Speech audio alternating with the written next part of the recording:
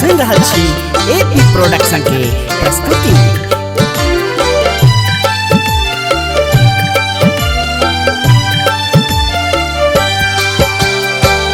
सुनै सुनै रे बउआ कोना क छोड़ला एहन सुंदर धाम रे। सुनै सुनै रे बउआ कोना क छोड़ला एहन सुंदर धाम रे। एहि मिथिला भेल कोना बिसरल तू गाम रे। एहि मिथिला में तोर जन्म भेल कोना बिसरल तू गाम रे।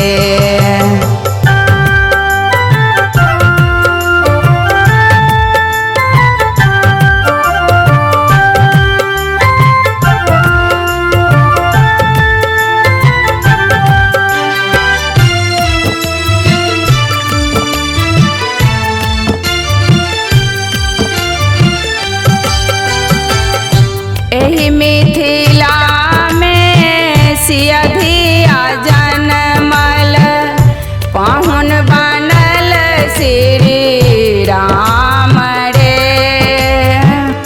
एहि मिथिला में सियधिया जनमल पाहुन बनल श्री राम रे।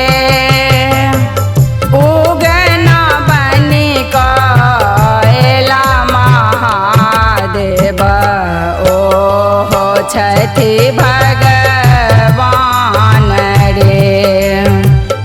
उगना बनी कएला महादेव ओहो छथि भगवान रे।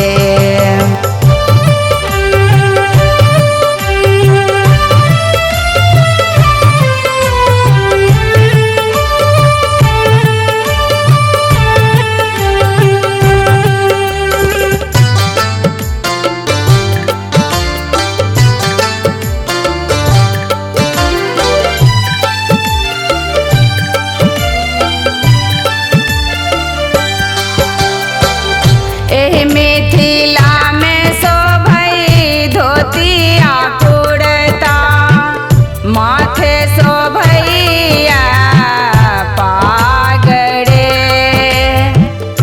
एहि मिथिला में शोभै धोतिया कुर्ता माथे शोभैया पाग रे। मंडन विद्यापति के केहन सुंदर धाम रे। मंडन अयाचिया विद्यापति के केहन सुंदर धाम रे।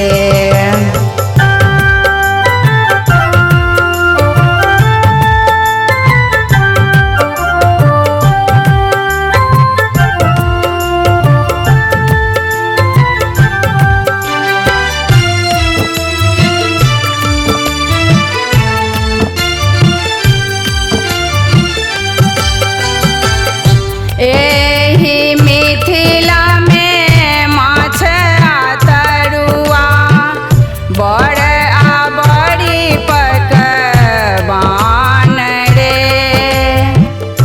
एहि मिथिला में माछ तरुआ बड़ आ बड़ी पकवान रे।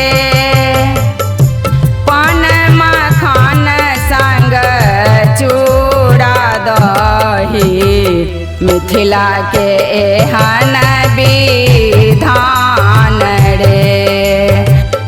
पान मखान संग चूड़ा दही मिथिला के एहन विधान